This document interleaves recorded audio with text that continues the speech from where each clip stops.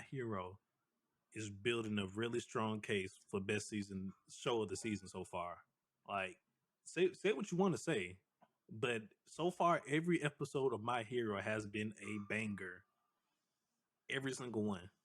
It's 4-4 right now. It's 4-4. No Wendy's. They're using no Wendy's. All facts, no printer.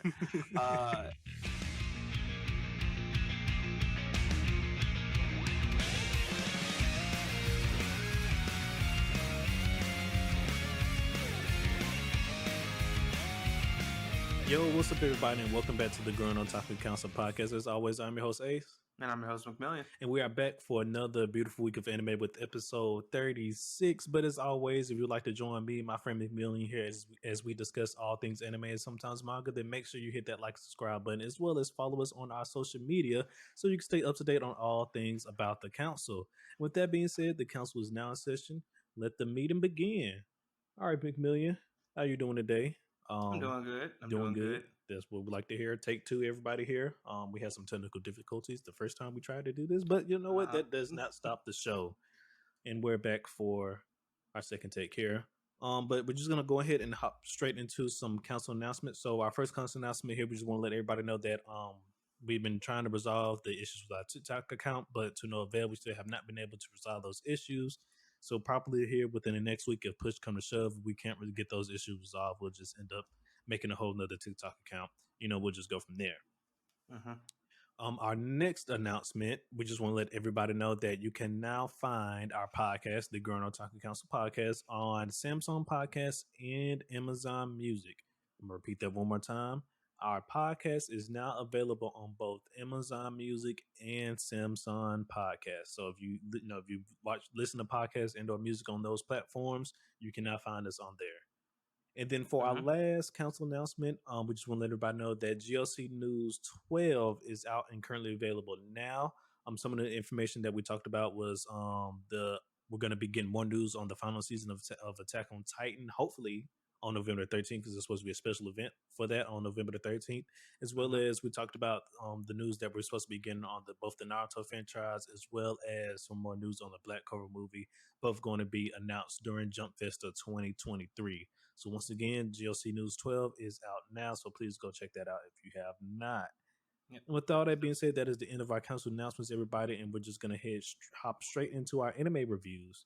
For this episode, we are going to be reviewing My Hero, episode 118, as well as Chainsawman and Bleach 1,000-Year Blood War, episode 4, both respectively for both those two animes. And we're going to get us started here today with My Hero, episode 118, The Thrill of Destruction. And I'm going to hand it over to our friend McMillian here to give us a quick summary of what happened in this episode. All right, guys, it's going to be pretty fast, so pay attention, because this is a very appropriate titled episode, because where we start this episode is where we left off with Hawks's team for the infiltration of the hideout. Our good old, I can't even remember his name, guy with the dark shadow, goes ahead and releases himself a fat gun to save his teacher from Dabi, and is luckily able to do so. But in the midst of that, Mountain Lady takes a big old iceberg to the face, if you will, pushing her back, showing that the villains are still able to rally and defend themselves at this location. Even though it seemed like they were basically losing to the heroes at one point, it seems that might not be the case anymore. From there, we then join back the heroes that we left in the Nomu, I guess you could say, factory under the hospital, and they seem to be doing, for the most part, well. They have the doctor. They're able to corral the 3 Nomus. I think they got 2 of them at this point, but the mystery is Shigaraki. Is he awake and well? The short answer, yes. And he immediately, upon waking up, catches a body, wraps himself up in that hero's garments, and because he was cold, mind you, and then proceeds to wreck shit so bad that the heroes have to then retreat And we lose, I think, about, I don't know how many people we lose. We I lost know enough. Yeah, enough. The shield guy is gone. I know that for a fact. Oh yeah, no, he gone. But they had to evacuate the hospital because like immediately after Shigaraki kills the beam hero, he basically just touches the hospital floor and everything starts to disintegrate, which causes the hero team to have to get the fuck up out of there. And it spreads way beyond the hospital. Like whatever Shigaraki showed from the war he had with the original Liberation Army, it has grown to an exponential amount because Deku's squad, the squad of hero students and some of the lower ranked pro heroes who are clearing the city, have to hustle with their quirks to try and slow the decay as well as moving the citizens and whatever vehicles they're in quickly up out of there as fast as possible. Deku even has a one moment of like realization before stuff like pops off of like the previous wielder, the first wielder of One for All, contacting them and being like, "Hey, it's shit about to get it's real. About to go down." He tries to slow it down as best he can. Couldn't. He had to have Todoroki help him. All this stuff, and we are left at the end with Shigaraki by himself on the whatever's little is left of the hospital / Nomu factory, and he realizes that his power ended up destroying, I guess, some of the ability dampening capsules. I don't know if it like was erasers because he said himself it in a flashback it worked a little bit on the guy who turns people into balls, didn't fully erase it. So some of those are gone. And then his last final thing is he tells Gigantomachia to it's time to rise. It's time to rise. It's time. It is time. And that is where the episode is. Yes, it is time. Before I go too deep into it, I just want to say I know we got a lot of great shows, like Chainsawman, we got Witch of Mercury, even Bleach Thousand Year Blood War, and all these other fantastic shows. But My Hero is building a really strong case for best show of the season so far. Like, say what you want to say, but so far every episode of My Hero has been a banger. Every single one. It's 4-4 right now. It's 4-4. No Wendy's. They're using no Wendy's. All facts, no printer. It is. Yeah, they're using this war arc. I feel like to the best of their ability. They're not wasting any time. The cinematography is great in it. The animations have been good. It's some of like Bones' best work in my opinion. Like they're showing out, and rightfully so. Like this is, if there was any time to act a fool and go balls to the wall, it's right now, and I think they're doing an amazing job. I agree. Then I talked about this last episode as well, but that boy Gigantomachia, he up now. He active. That man active now, and so they that location. I mean, I feel like they did the best they could. Honestly, it's over now though. Like there's no fucking way.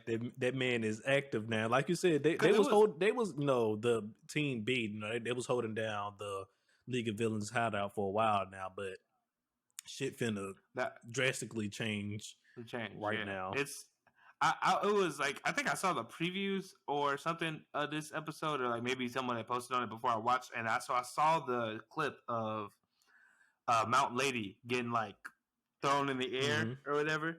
And I was like, "Damn, he woke up this fast." Yeah, that wasn't him. When you watch the episode, that wasn't him. So I was like, "Ooh." Okay. Well, I guess it really depends because when he probably gets active for real, he's probably gonna head straight to Shigaraki, and we know Shigaraki's at the hospital, so he might not. Of course, he's gonna do some damage as he's walking out, but he probably not. More than likely, he's not gonna stay there to fight. Team B. He's probably gonna head to the hospital to where Shigaraki is at. I didn't think that was the case when he got up. Anyway, I thought the fact that Mount Lady got thrown was a result of him like pushing her out, like, bitch, move. Like I didn't think it was like him fighting him. I thought it was more of just like I gotta get to Yeah, my hey, master. You I know, got it. I he up got to now. guess to where I'm going. Yeah, but if I had to take a guess at it, that's what I'm gonna assume that's gonna happen. He's gonna be heading. No, of course, if people try to stop him, of course he's gonna take them out. But I'm pretty sure he's gonna head straight to where Shigaraki is at, unless otherwise Shigaraki gives him other instructions. Say, hey, before you come here, why don't you help them out? Over there where you at real quick, and then come talk. Then come see me. Unless he give an order like that, my money is he's gonna head straight to where Shigaraki's at. Yeah, I'm just wondering, like, I guess, like, what is the plan for them moving forward from this moment?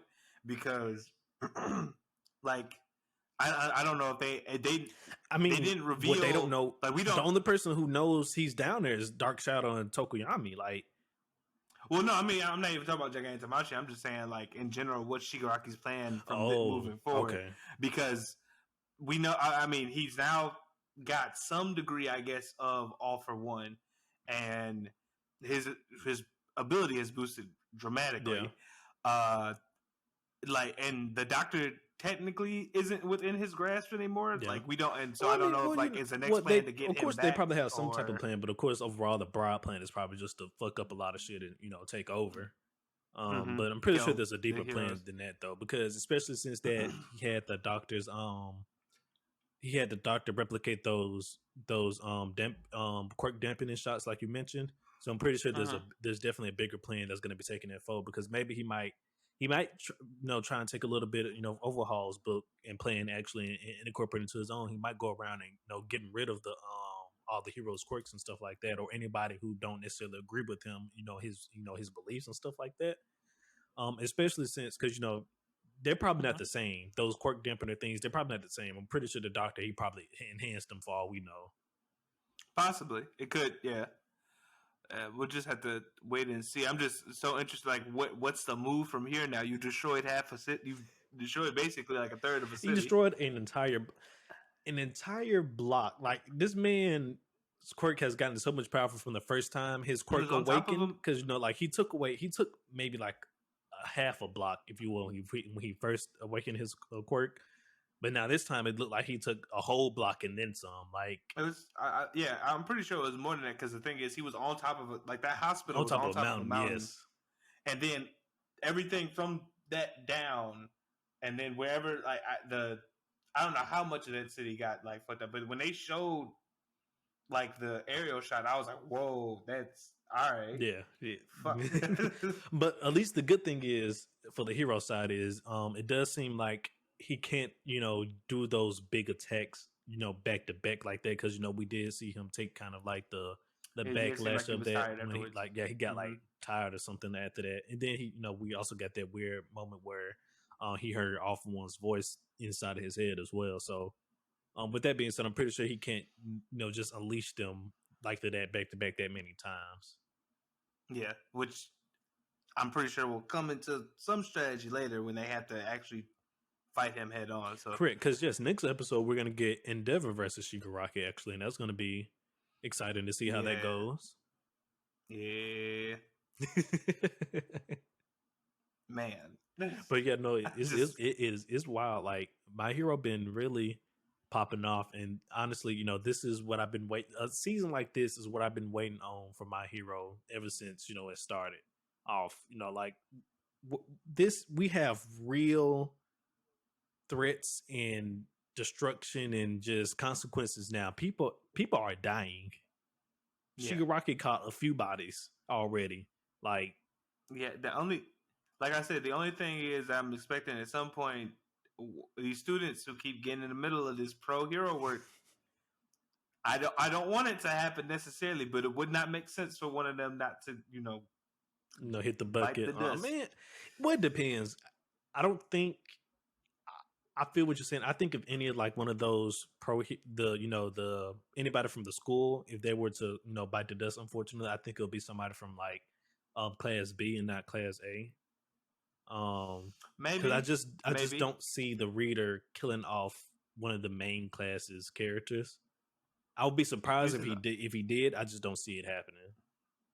I mean, I don't know. I just feel like it'd be kind of cheap for it not to. But I I do agree. Like the author might not do it. Like I don't know if he could actually go through with killing one of Class A's thing. But I mean, I will say this though.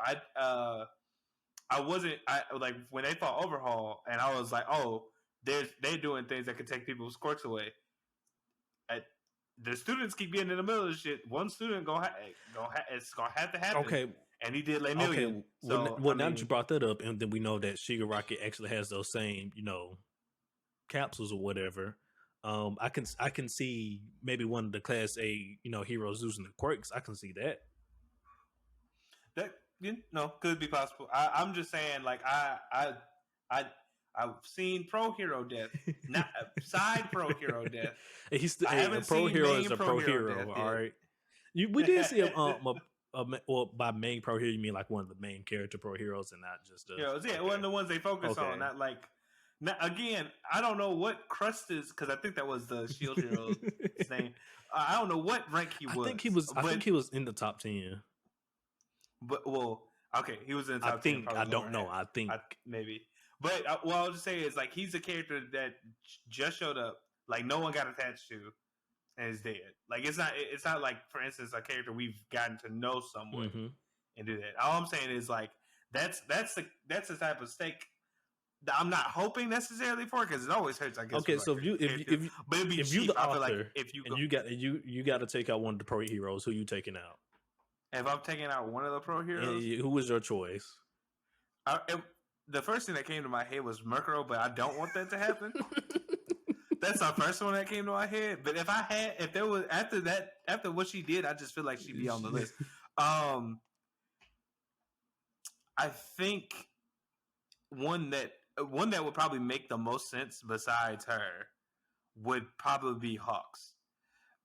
And that's only because they use him to get close to people, and I feel like especially now after what he did, they have a personal vendetta against him. So if I had to take one out, it would be him. Even though I really do enjoy his character, and I hope to see more. Like after like him having to deal with like the fact that his wings are burned, which I don't know how much they're gonna affect him as a hero moving forward because we don't know how well they grow back, but.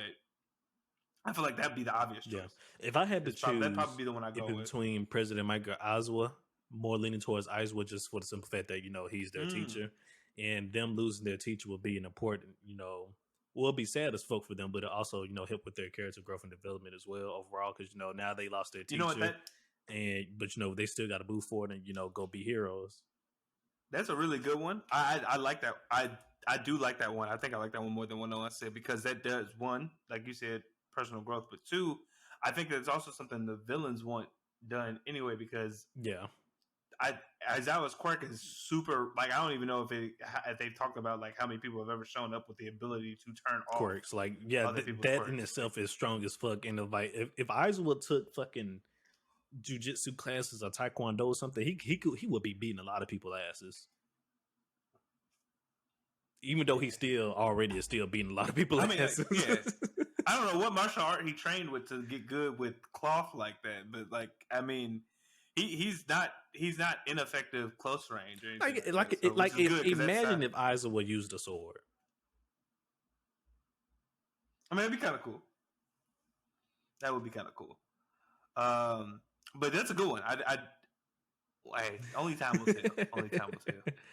But yeah, that man Shigaraki is awake. He is here with the shits. He has already started. He has caught multiple bodies, not one, multiple bodies. And of course, when it's all said and done, because we're already getting the foreshadow to it, our boy Deku gonna have to stop him one way or another. And that's definitely gonna be exciting to see. I wonder if 100% One for All is gonna pop back out sometime during this season.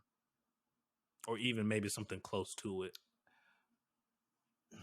Probably. I wouldn't doubt it. I would not doubt us getting something close, if not 100%. Just due to the sheer fact of like the scope of this now is insane. Like they could do anything from here, and it'd be wild as fuck. Like I don't like shit. We saw him bust out 45% this episode just to try and stop the decay. And so if he can go 45%, imagine he just go some. He gets serious. Let me go about 85%. Let me show him a little something. Yeah, it's only a matter of time. I mean, like it's only a matter of time till we see like another quirk or something pop out of One for All. So, oh yeah, I forgot all about that. He is getting all the other quirks from all the other users. I forgot all about that. It's just the only new one we've seen. The was Black Whip so far. Black Whip. Yeah, you're right. Yeah. So yeah, now that you mentioned it, I'm pretty sure we're gonna get another. He's gonna get another new quirk this season as well. I didn't even that totally skipped my mind that he was going through that whole situation right now. Okay, yeah, I'm with that. I can definitely see him getting another quirk. My only thing is how long can you keep up the facade of like I have a normal quirk and then oh shit, here it comes. So a lot can happen this season. I'm very excited. Yeah, no, I agree. With all that being said, we're just going to head straight into our favorite scenes, and I think I speak for both of us when I say Shigaraki just destroying everything is not only our favorite scene, but probably anybody who's seen this episode favorite scene as well. I had to just to describe. I had to pick my jaw off the floor because I just wasn't ready. I was not ready for just how like massive it was. Like granted, like I know we had a picture of it last season, like how bad it got, but when it did not expect to see that big of a fucking crater. No, neither did I. The because moment he woke up, because to be honest with you, I just expected him to just flatten the mountain that the hospital was on. That's all I expected. Because and that still would have been like a lot. Yeah, it just still would have been a lot. But as it was going throughout the hospital, I already knew the hospital was gone. But I figured like the hospital and like the immediate area around the hospital, like all that shit's gone. That was in my mind. But then as you see the heroes flying out of the hospital, and then you still see the decay going down the hill and shit, and then it gets to the city, and I was just like, oh, it's still going. Yeah. Oh, okay. So he for real. What the fuck? Exactly. I was like, damn. It like if you mind me moving to my favorite scene because it's a part of this. So like my second favorite scene besides that one, I honestly think it's my only other one. Like there's a really good scenes here, but like the one that stood out to me when Aizawa was about to got caught by that Nomu. And Crush saved his used his the last bit to save his ass. I was like, because at first I didn't know he died. Yeah. Like this is why I keep bringing it up. Like I was like, oh damn, Aizawa almost got taken out. Good thing that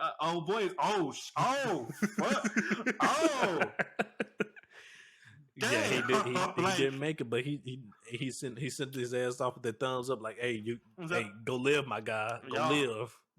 You next, like go get the fuck like that. Like talk about that shit. Like I was already on the edge of my seat, but I was like, damn, like for real. And then plus on top of that, of course, President Mike's still carrying the doctor, and this whole time, the doctor he's giving his whole big ass speech. He was like, "Oh, y'all heroes, y'all thought y'all had it all figured out. Y'all planned a lot for this day, huh? But y'all didn't. But it's over with now. Shigaraki." He awake. We won. He literally said it, nigga. We won. Nigga, it's over with. Like that shit. Just right that was just that whole scene, just fucking wild. I just had to point out that part specifically. I was just like that. Just added so much more to it. Because let you know, like, he catching motherfuckers is dying. He catching bodies. Then I guess if I had to pick a last favorite scene, one more, which is also technically basically a part of the whole destruction episode sequence. But right before it happened, you already mentioned it. When the first user of One for All was speaking to Deku, and he was just letting them know, like, hey, a great evil is about to. Well, he didn't even say great evil. This man said a transcendent being has appeared. Yep. And then you just look at the mountain. You can just see like the purple glow, emanating from off the mountain and everything. And I was just like, oh man, is he for real right now? Like, is this man this dangerous to where the first user has to come back and speak to this man and let him know to get ready? And but the craziest thing to me is Shigaraki, if I'm not mistaken, the tank said 75. What the fuck would have happened if it hit 100? Ain't no telling. That's what I'm saying. We're gonna be. Listen, Mirko, you are the MVP. All right. Truly, you are the MVP. Truly, that's why I was like, "Fuck 5." That's one right there. Endeavor, you got bumped back down, and she didn't even got all that shit. Like, she is definitely the MVP. of the show so far. Because like you said, had she not broken that, like, ain't no telling what would have happened if he actually got to 100%. Like, it's just no telling how strong that man would have been. If this is what he was at, like you said, just at 75% done, like, ain't no telling what would have happened at 100%. And like, what? And that's just the quirk he was born with. Yeah. And supposedly he has All for one now. He now has all for one in some capacity. Because again, only 75, but like it's there, like you said, in some capacity. It that motherfucker is there one way or another. Yeah. Like you said, it's definitely be interesting to see what quirks he did get from having all for one now, or if it's just I have all for one now, so it boosts my DK, quirk. Yeah, and now I have to go collect others. Yeah, so I'm definitely waiting to see what type what that situation going on is. Is like, okay, does he, since he has all for one now, can he does he have the ability to take other people's quirk like the original all for one did and stuff like that? Does he already have some of those quirk that the original all for one took? What's going on? Or right now, does it just give him a power boost to his decay quirk? I'm definitely interested to see what's going on with that. And we're probably going to find out next episode because, once again, next episode is Endeavor versus Shigaraki. So we're probably going to get some more insight to that this next episode. But moving on from there, we're just going to go ahead and hop straight into the rating for this episode. And I got to give it a 9, a solid 9. Maybe even a 10, but definitely a 9. That's not. I could see someone arguing for why this could be a 10. But for me, like, I don't want to say it was missing anything. It was great. It's just, a 10 for me is like a must watch. And while like this is, if you're watching My Hero, definitely you should obviously be watching it, like this episode. But it's just like, this isn't something I would definitely be like, look, motherfucker. I understand this is the middle of the season, but check this shit out. It doesn't feel that good to me. Okay. It is close though. It is definitely close. Yeah, no, I agree. But definitely a solid 9. Like, My Hero has been going crazy since the first episode of this season, and this is exactly what I wanted for it. Because like I mentioned to you, this before the season even started, McMillian, this, at least for me, this was the make it or break it season for me for my Hero. Yeah, like I was basically going to give it the Boruto treatment. I'll come back every 3 months and see what's going on. That's fair. I get it. I think that's fair because for a while it was just kind of low, and even the thing that, like, for me, that something that made My Hero great was the fact that it wasn't the Deku show, but I feel like even like in the later seasons it became Deku, Todoroki, or Bakugo, which again I like the fact the early My Hero was like you had a decent broader character. Basically, this is My Hero Academia. This ain't Deku. I get what you're saying. Mm-hmm. But I think this this is back to kind of what it is, because back to kind of how I like it now, because they're focusing on the heroes and the villains more than they are just say like Deku and his close group of friends. Like, yeah, no, I feel you 100%.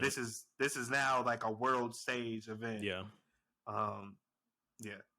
I can't wait for next episode. And then you also got to remember, this is only happening in in the show in Japan right now. They had the League of Villains, they had shit ready, for the whole world for the most part to pop off. So yeah, so I'm interested to see the rest of the world's response to this, because you can't tell you can't establish the fact that other countries have heroes and then not show me and them not react to what's going on. Yeah, no, 100%. No, I'm pretty sure is even if we don't get it in the next few episodes, there'll be something they elaborate on before the season is over with, the League of Villain, taking action in across the world now, whatever their master plan, fully unfolding. So it's definitely going to be interesting to see how that unfolds when we get to that, parts of the show later on in the season. But if I'm not mistaken, most of My Hero seasons are like 20, 23, 25 episodes long. So, we still got a long way to go.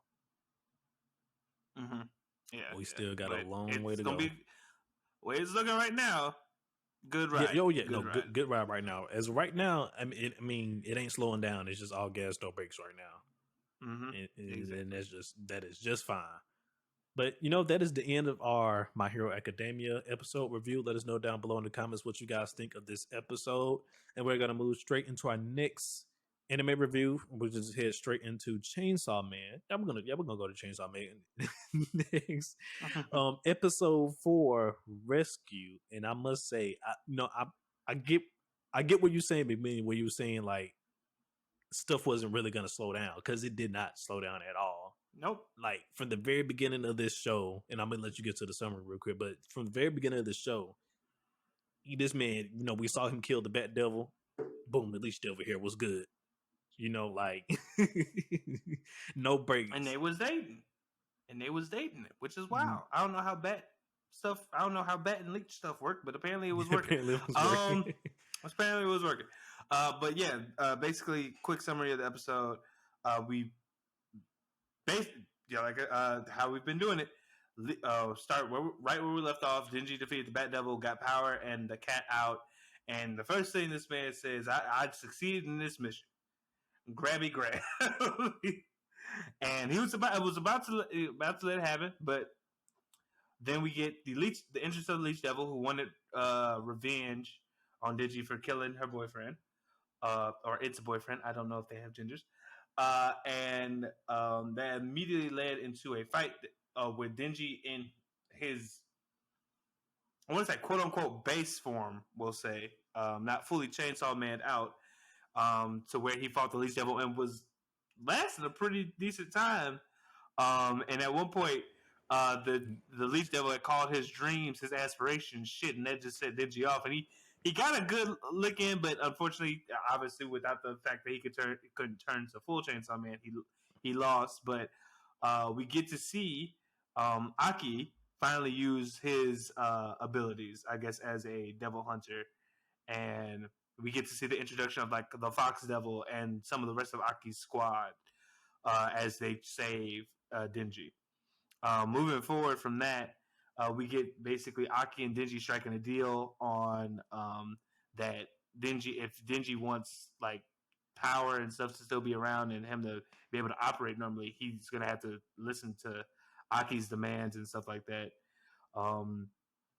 And so they move forward. After striking that deal, they move forward. Aki gives his report to Makima. Makima says, "Good job with your squad and everything. Now the fact that they've done this means you guys would be able to have like more serious missions coming your way and stuff like that." And then we get to the end of the episode, basically where Aki and Denji have the day off in their apartment, and it seems to be going much smoother than when Denji, first moved in, until lo and behold, power shows up because Makima decides to move power into Aki's apartment as well because she feels as if Aki can keep them all under control and corralled. And then right after that, the faith that she has in this man, it's crazy. But right after that, we get the key moment at the end of the episode. Not the key moment. The key moment. The key moment. Where power makes good. Well, we don't get to see it, but basically makes good on her promise to Denji, saying, "Hey, if you wanna copy your feel, you go ahead." And I believe she said you get 3 squeezes. 3. And we leave them in the bathroom together. We don't get to see the aftermath quite yet, and that's it. Not the key moment. The key moment. That's a key moment. That's like it's a core moment of the episode. Like this was it. This was here. Like it was like what this was the episode. My God, like, I don't know what you mean. this was the moment of the show. None of the other moments. Is this not what you came for? Oh man, but yes, as McMillian says, the key moment of the show. Denji, he got. Not Mike and Mike. He got power to hold up her end of the bargain. At the end of the day, a deal is a deal. But hey, that's where we left off. We don't get to see the completion of we the don't, mission, but we do know. I said it last week, and I'm gonna say it again. I'm getting tired of this motherfucker Denji. Now this man done went from he basically done fell in love with power at this point. Like he called this girl an angel. Maybe I think he's just appreciative that he found that this is a big step. I just feel like, not to talk about like regular dudes' goals, but I feel like at a certain age, every man has. gotta get there This somehow. was this man's So lifelong dream. Dream. I mean, I get technically it is. You know, this was his dream, and technically, you know, Pochita about to see this man fulfill his dream. So I guess, you know, at this point, you know, where do we go from here? He's just fulfilling his opportunity. You understand me? But to talk about more stuff besides that in the episode, hilarious. How'd you feel finally getting to see, I guess, like Aki? Yes, thank you. That was going to touch upon next, but yes, because you mentioned it. You know, last episode that we're going to see, you know, that whole interaction between, you know, devil hunters and the contracts that they make with devils to actually fight them. That was dope. Mm-hmm. That was dope. And so now with seeing Aki's, you know, devil, which is a fox, and how they made the contract with him. And of course, I figured, just like in true fashion, that it's not an equal contract. You know, you're just not going to use my powers for free. You know, if you're going to use my powers, I'm going to take something from you. And so what the fox devil was taking from Aki, he's taking some blood. And apparently this time it was skin to use some of her powers. Well, it's the fox devil, in return for the Aki uses his power, the fox devil gets a snacks on Aki's body. Oh, okay, just in general. And this time it was this time he took some skin from his arm. Okay. That I don't know what that means in terms of like other times what the fox devil might have chomped on hair. Hopefully not a full body part. Or I mean, like look, as far as you know, he still got all his limbs and body parts.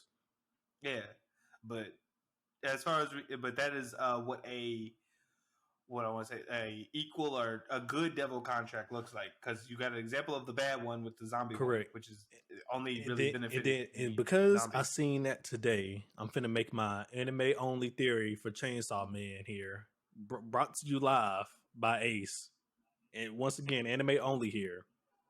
Makima is one of the two things. She's either a fiend and or her devil contract actually allowed her devil to take control of her body to some extent. And the only reason why I say that is because Makima does not have normal eyes. She doesn't have regular eyes. She has eyes very actually reminiscent to Powers. So with that being said, I figure there's some situation with the devil going on one way or another.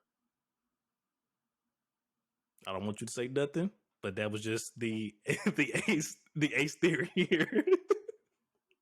All I was gonna say is I cannot confirm or deny these statements. But I was creepily looking into the camera. I'm so sorry, people.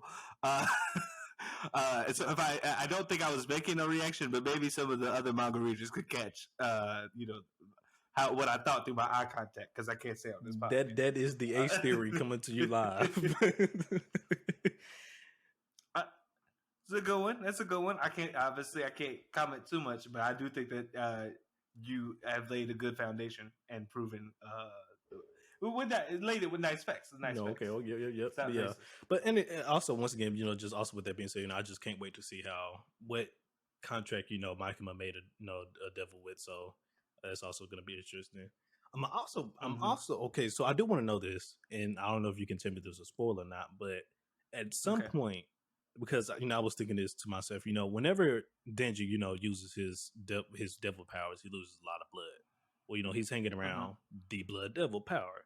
Does she ever technically help him? Keep his blood in his body so he can stay in his Chainsaw Man form longer? I cannot recall if that's happened exactly, but they do help each other out in fights.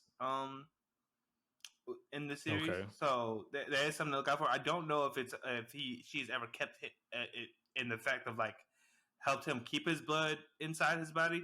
I know there have been, if I'm remembering this correctly, there might have been times when Power has used the blood that like Denji has like bled out, to make like weapons and stuff. Okay, like yeah. Mm-hmm.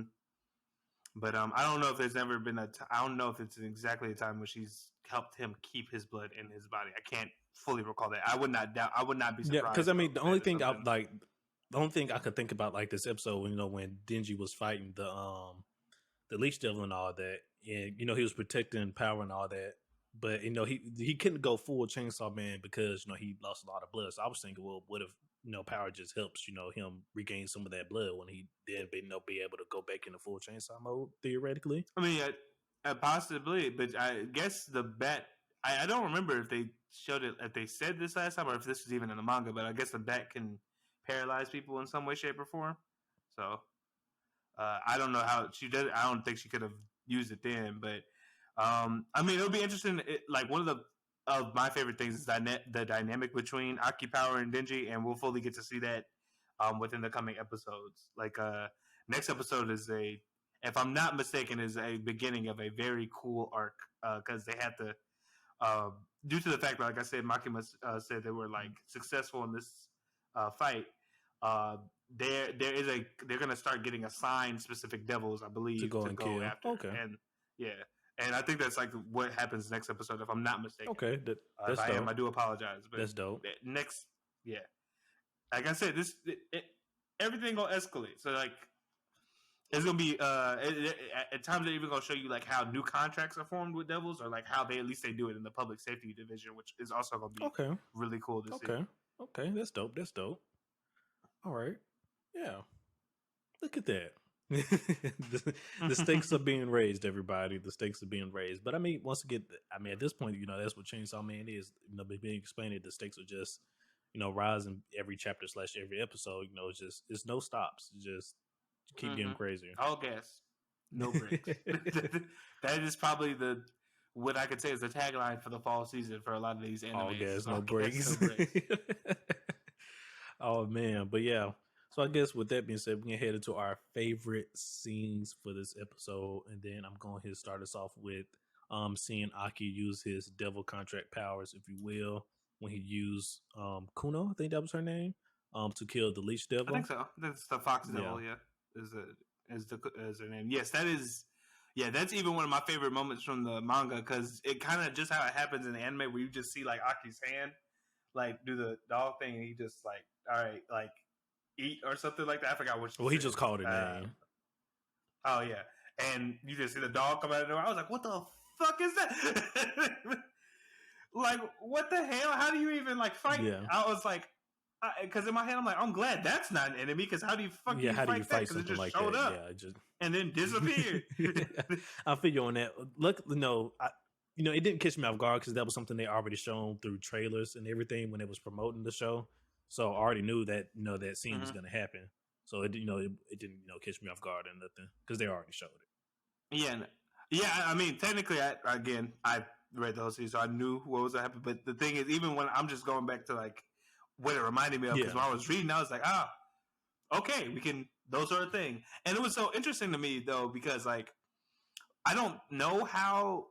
Maybe in Japan, maybe there's like a fear of foxes, but I wouldn't imagine in most of the world there is. So I was like, that seems kind of strong for an animal that doesn't. I feel like most people aren't genuinely afraid of. You know what? So, you got a point with that, and then no, I'm not even gonna say that, because I don't even know I'm right or wrong with that. So I'm just gonna end that there.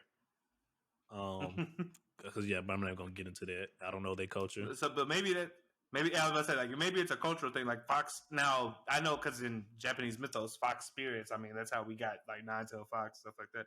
So maybe it's related to that. But I was just saying, like, if it's just the animal, that's interesting. But moving from there, unless you want. No, you're good. You can go. You can go. Besides that, because that's one of my favorite scenes. My other favorite scene, I think, is just when Power moves in with them. Because that was so, like, the fact that they had no idea, and she's just banging on the door. We talked about how she basically just kicked the fucking door in. She broke the lock mechanism. I don't know what she hit it with. It looked like maybe a blood hammer or something again. But she don't understand human customs, so the fact that she was like, "Y'all taking too long," bang! I'm here. Praise me. What's good? I'm here. Yeah, no, that's wild. And then, of course, you just see, I can tell now the type of relationship they're going to have. Aki is basically the big brother of the relationship, and then Denji and Power are the younger siblings. Oh, man. Because there's one brain cell surviving between them, and it's Aki. And he is the glue that keeps the family together. He gets the glue, because then as that whole situation is going on, Aki's on the phone talking to Makima. Because why not? Why the fuck is Power at my door right now? Makima, what's going on? You just see Makima and Denji, not Makima, Power and Denji running around in the background and stuff, fighting with each other. It was just hilarious. Yeah. That, and also just like how the fact that Power's a fiend, so she doesn't conform to human norms. So they always like arguing like take a bath. Yeah, take a You bath. smell Flush terrible. the toilet, goddamn it. The toilet, like what the hell? Yeah, no, Great. hilarious. Mm-hmm. And then we're just gonna the key moment here. We're just gonna throw it out there for the degenerates. The key moment, and we're gonna leave it at that. The key moment. That's fair.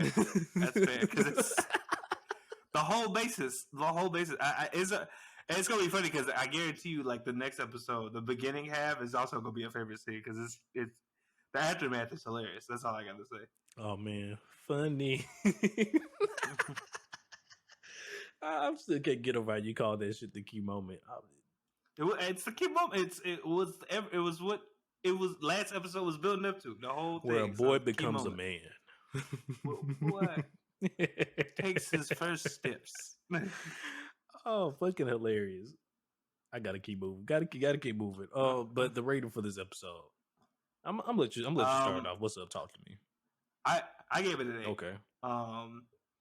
I thought it was still, like I said, Chainsaw Man constantly is building upon the stuff the groundwork has already laid, giving you new information, giving you new like views on the characters, like even the whole like hospital conversation with Denji and Aki. I felt like showed a lot of their, at least Aki's character, of how he's kind of like, you could tell he's rigid with the whole devil thing because obviously his parents were killed with it, but it's like him, how Makima pointed out, his interactions with Denji and Power seem to be slowly chipping away at something, and so like that was great. The fight scene at the beginning, phenomenal. Like I could not have asked for anything better. I don't even think it was that long in the manga. I think Aki just showed up and saved him, but like that was a really nice touch. Just a great time all around. Okay. No, I give it an 8 as well. Mainly for the fact that there was no really like there was not downsides. There was like slow moments of the episode, but I like the fact that at the very beginning, where I expected to be a slow moment, it was not. Like we hopped right into some shit after we just got out of some shit. Like I think that was a really nice touch. As far as the decisions that the author is making with the story, like just crazy. Yep. I think because if I'm not mistaken, I believe next episode will start with them on a mission. I don't think there's a lull in that either. But excuse me. Next episode will start with the end of the key moment. But after that, I think it's like them on a mission. So yeah, look forward. All I gotta say is like to the coming episodes, man. Shit, just gonna keep going. All right. Well, so let us know down below in the comments how much you guys enjoyed Chainsaw Man Tuesday, as well as how much you guys enjoyed the key moment out there. The key moment. The key moment.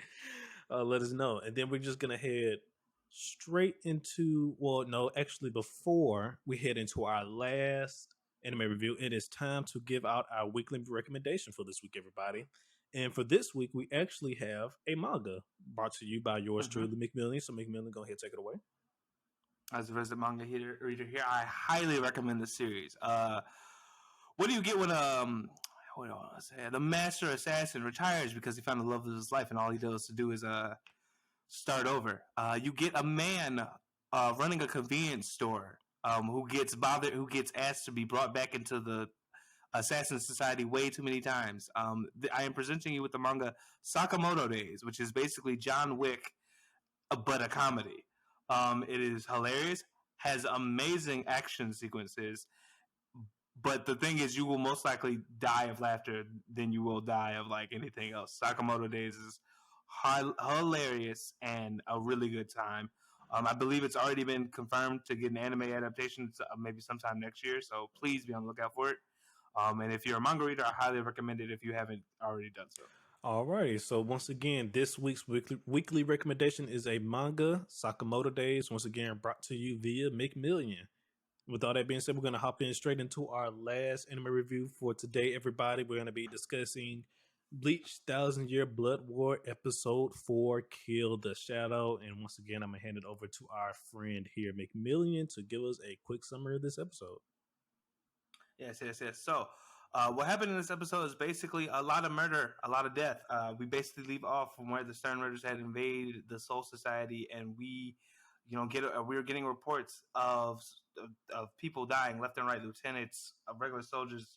That the 13 court guard squads cannot keep up with just how much slaughter is happening until we step into our captains, and they seem to be able to hold off some of this carnage from happening. But alas, they themselves, even though knowing the fact that like the Stern Raiders can seal Bankai, feel as if they can't truly hurt these enemies without going, releasing them. So we have a couple of captains, I believe it's like 4 or 5, decide to go ahead and go all out and then have their Bankai sealed, or in fact, we find out, stolen.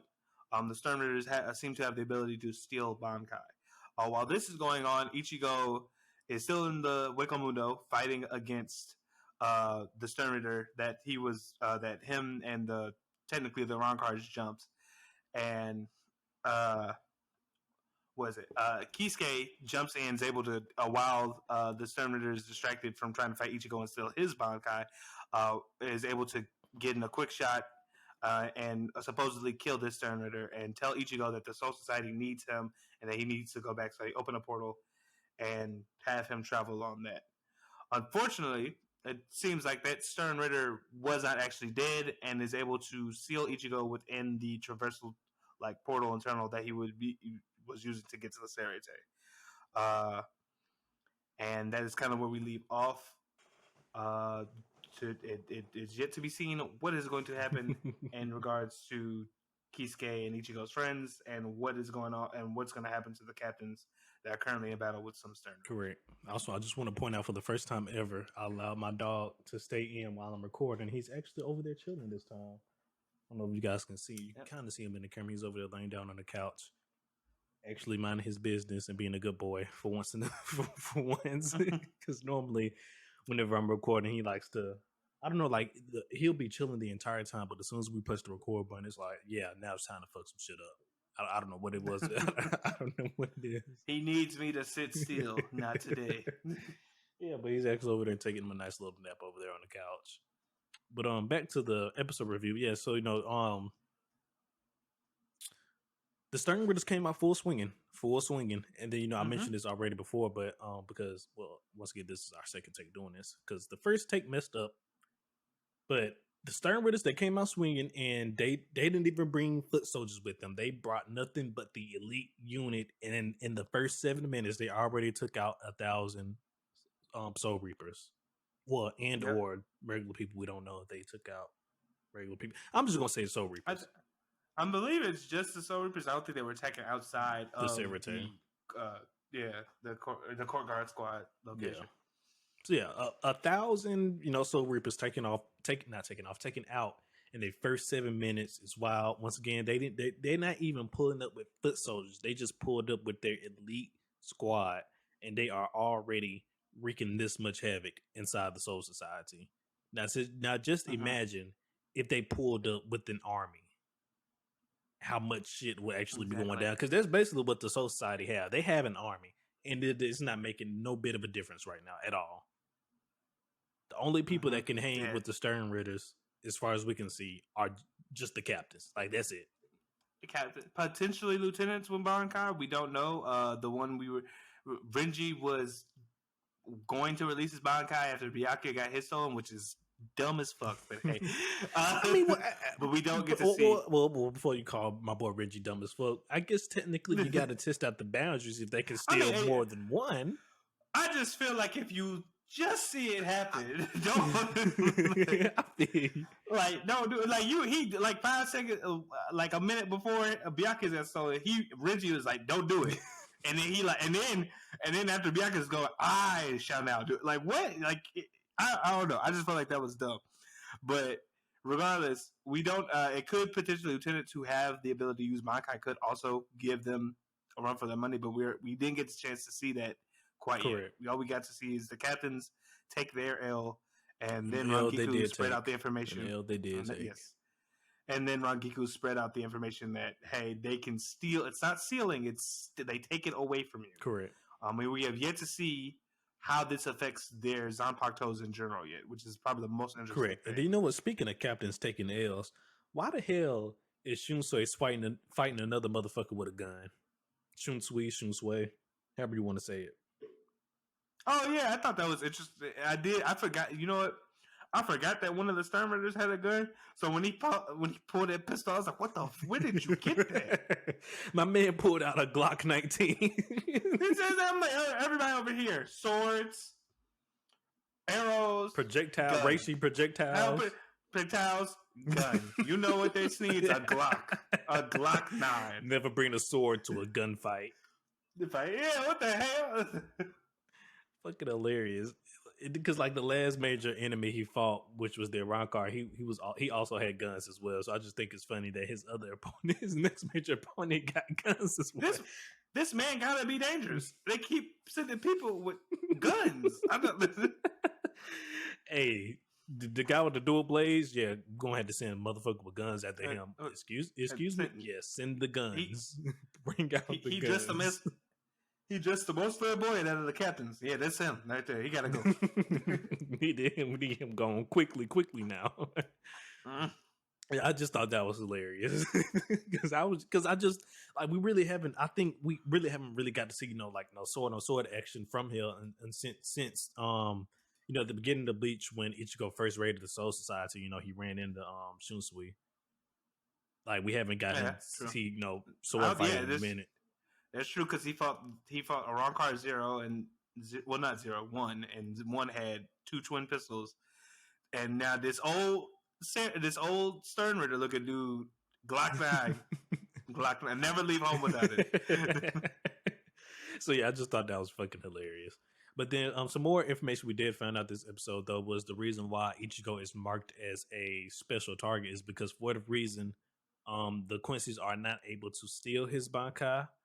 Kisuke was able to find that reason, but just in true, I guess show action wise, Ichigo's telephone got cut off right before Kisuke could tell him what the reason was. So I'm pretty sure we're gonna find that out just a little bit later.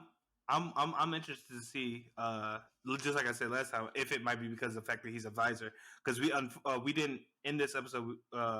We did see them show old boy who used to be like the leader of the visors. Correct. He might be a captain now, or I believe he is a captain now. Well, he's returning back to be a captain. Being captain because he was a captain already. Yeah, because it looked like he had the role, but he didn't get a chance. We did not get to see him fight a Sternritter, and so maybe visors have some special way to combat them. Deal with, because we haven't seen a mass pull, and I'm waiting on it. We have not seen Hollow Ichigo yet. Now that you mentioned it, he been holding out on that. He been seen a lot of Bankai, but of course, honestly, ever since Ichigo learned Bankai, that's basically his form. Like he doesn't fight in any other way except for. I mean, yeah, he like I said, he only pulled that mask. I feel like if it's I'm just saying, but normally it's just Bankai. Then if he needs to, he'll mask Bankai. But it's definitely going to be interesting to see when he first pulled that back out, and what's the reason. Whoever he's fighting against, not what's the reason. Whoever he's fighting against when he first uses it again. Yeah, what the cause is, because technically, I would have almost argued that when he went Star Crawl, I forget what it's called, like Star or whatever. That would have been a reason, but he was holding his own. Honestly, he was holding his own against him, though. Yeah, no. I'm saying like when he first showed the ability to start absorbing reishi, I thought that would have been like, oh fuck, let me hurry up and get serious. But after that he was still able to hang pretty well. So yeah, maybe it wasn't. Maybe it wasn't. I mean, he knew best. He knew best. Well, I'm pretty sure that's not the case. But Ichigo, in the last, of course, before this arc, he lost his soul reaping powers and then regained them back via the Fullbringer arc. So maybe he can't necessarily tap into the hollow powers. I'm pretty sure that's not the case at all, though. But I mean, it's a theory. We'll just have to wait and see if that is the case or something like that. Yeah, but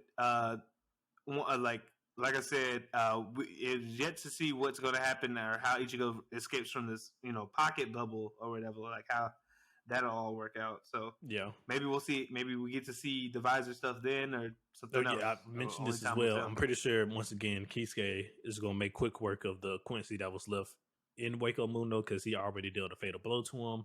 Even though he is still in his star cross form, I'm gonna have to look up the real name for that. It's just all these French and German names and stuff is really getting to me. But Japanese wasn't enough. but yeah, well, I'm pretty sure Kisuke is gonna make quick work of him, just solely for the fact, like I say, he's already badly damaged. The Quincy, that is. So it's not going to take him much to finish dealing with him. And I'm pretty sure once he does deal with him, it will release the cage that is on Ichigo. And if that doesn't happen, of course, Ichigo is going to find one way or another to break out of the cage because it's an anime, so he's going to get out one way or another. Yep. But moving on from there, we can go ahead and head into our favorite scenes, and I have to start it off with seeing our boy Byakuya's Bankai again for the first time in a long time, but it just the sub does not hit the same as the dub. Not at all. It just does not hit the same at all, and I'm really mad. I know the dub has officially started now, but there's no fucking way I can just enjoy the dub weekly without being spoiled online. Like there's just no way. Oh, no way. No, not in this day. No, there's not. Not in this day. There's too many people like posting shit like the moment it comes out. It's possible. So unfortunately, I'm gonna have to go back and watch some of my favorite key moments when it does get dubbed, because like I said, just Byakuya saying the words Bankai alone just don't hit the same, as it was in the dub. Zenbone Sakura Kagayoshi. Yeah, it did not sound as good, I feel like, as the dub actors.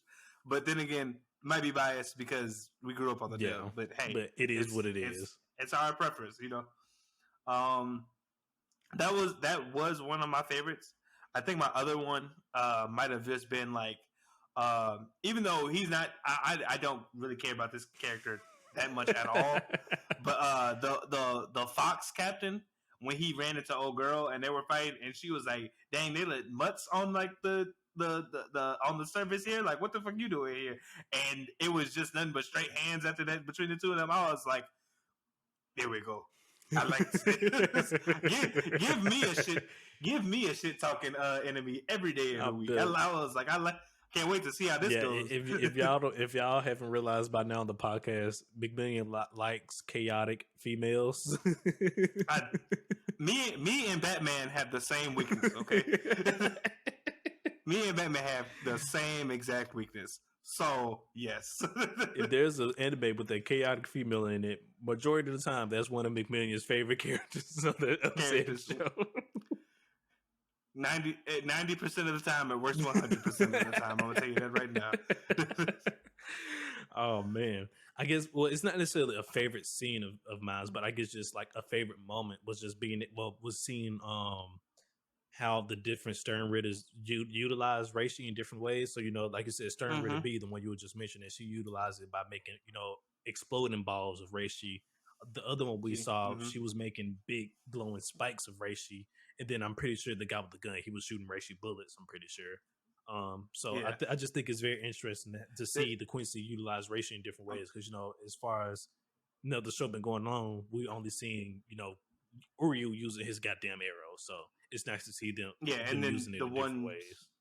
Sword when he was using it in Wake Up Window.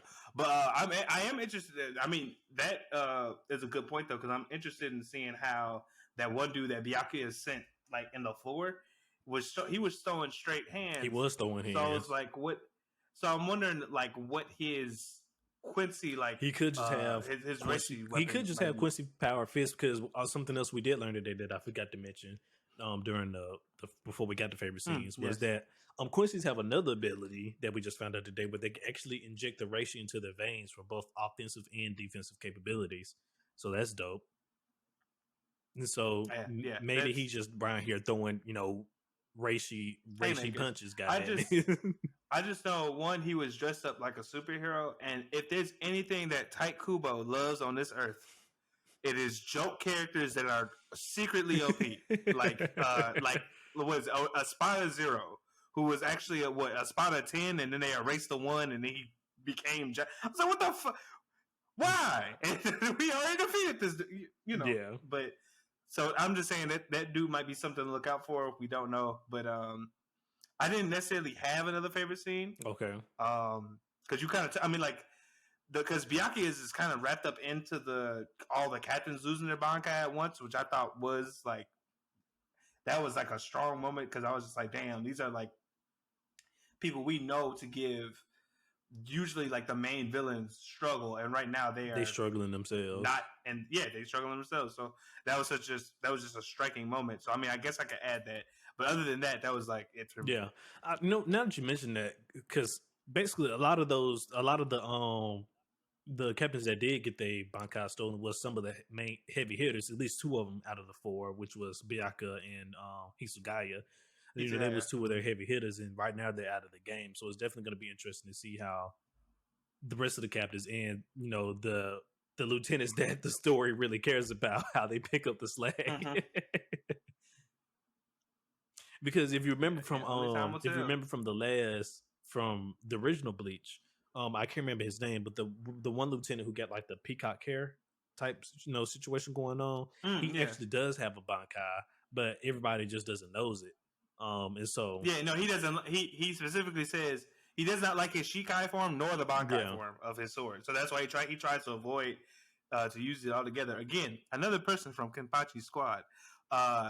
Just to show you that this man just recruiting cracked out people.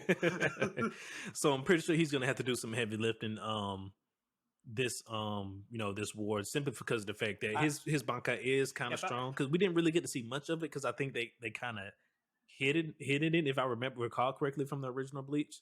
So yeah, I think so. I don't remember seeing it, and then somebody probably gonna in the comments be like, it's in this episode specifically. Probably, which I will still appreciate if you do.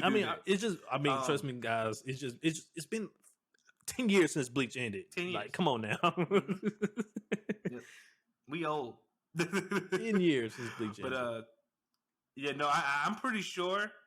After they figure out how not to get their Bankai stolen, whoever has a Bankai in this arc or some other new power is going to be on full display. Yeah, 100%. And I'm pretty sure. I'm pretty sure I'm assuming. Not going to say pretty sure. I'm going to assume that the case is if they defeat the Stern Ritter that took whoever Bankai's, whoever was stolen them, that person gets their Bankai back. That's what I'm going to assume. I wouldn't be surprised if that be the case. Like how that's most video game and if we're going by video game logic here, beat the motherfucker that stole your stuff, you get it back. It's back, and it might be stronger when you do. Usually, it is. So yeah, and then also another thing that I did want to touch upon, because once again we got to bring this stuff back up. This is our second take here, because our first take fucked up. It's going to be interesting to see that for the people, the Stern Raiders who did steal people Bankais, does it affect their Quincy Little Angel form in any way? Does it make it stronger, or are we stealing them just so they can't use them, or are we stealing them to actually enhance our own powers as well? Yeah, only time will tell. Only time will tell. With all that being said, I guess we'll go ahead straight into the rating for this episode. McMillian, go ahead and hit me with it. What you got? I gave this one an 8 as well. I think they did an amazing job at displaying just how much trouble the Soul Society is in. Like I mentioned before, captains are usually the people that we, besides Ichigo, that we look to have like amazing fights and give our villains of the season that struggle. And this time they weren't able to really even do that. So now we know that this is a like we've never seen before. This is an S-level threat. A double S, if you will. So only time will tell what the Soul Society will have to do to adapt to this fight. Yeah, a god level threat, if you will, for all you One Punch Man fans out there. Yeah. Speaking of One Punch Man, I'm finna go hell of off topic right here. I found out just recently, a couple of days ago, that the same mangaka from One Punch Man is the same mangaka for Mob Psycho. You didn't know? I didn't know that. That's super. One made One Punch Man and Mob Psycho. Yeah, I did not know that. The more you know, the better. But back to the rating. I'm gonna give it an 8 as well. Really solid episode. The war is, even it is officially started, and like I said before, the Stern Ridders have come out and caught bodies, and I just think it speaks volume that these motherfuckers pulled up with just the elite squad, no foot soldiers, just the elite squad, and they caught already they caught over 1,000 bodies. Like, it's fucking ridiculous. Yeah, moving forward, these war arcs, man, it's something. Yeah. So I mean, once again, the fall season is in full swing. If you are not enjoying the season right now, you are not a real anime fan. I don't care what you say, because I mean, it's just so many different good shows going on. But before I go too far off on that tangent, let us know down below in the comments what you guys think of this episode 4 of Bleach Stars Your Blood War. You like it, love it, hate it. Let us know down below in the comments what you guys think. And then yeah, so we're just gonna head into our last little topics here for the discussion. Yeah, I mean, the fall season is just, it's in full swing right now. It's just many different shows right now that's going on that any anime watcher can enjoy, a whole bunch of different genres. And like right now, I've mentioned it before, but I'm gonna mention it again. This is just the perfect time to spread your palette of different anime genres. If you are just a shonen only, or rom-com only, or comedy only, hell, even an isekai there's only, out there, if there's some weird motherfuckers like that out there. It's definitely, I definitely think this season it has something for everybody. I truly do. So I would say, like, if you're able to expand outside of, like, I know a lot of people usually may watch 1 or 2 animes a season, but if you have time and are able to expand outside of that, I definitely recommend, like, looking some stuff up. I've already mentioned Gundam enough, so to check that out. To Your Eternity, Eminence and Shadow. Ace talks highly of Reincarnated as a sword. I'm loving it so far. For the people out there that for the isekai, because technically that's 2. Eminence and Shadow is also an isekai, but it's comedy. And trust me, you'll die laughing. I mean, even though it's comedy, it's a lot. It's not just comedy. I'm gonna go ahead and put it at. It's a comedy action. Because I mean, it is definitely it's very active. It definitely, I will say, it definitely has the comedy moments. Because I will say the main MC of Eminence and Shadow is a fucking fool. Like that man right there. That man right there is hilarious. And like, even though he's like a smart character as well, you can still see how a lot of bullshit is still in his mind. Because like, one of the main things that's going on with the show, like, the main villain group of the show, this man thinks he made this shit up, but in actuality, these motherfuckers are real the whole time.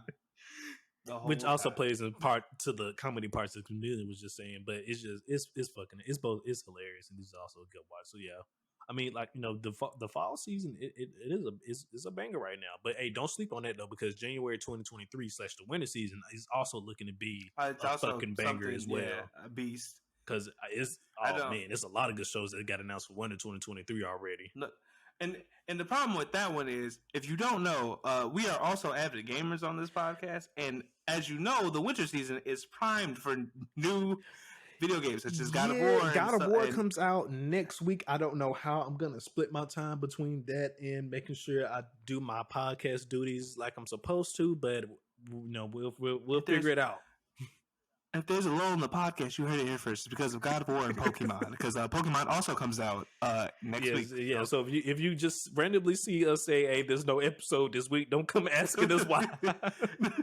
you know why. Don't come asking us why.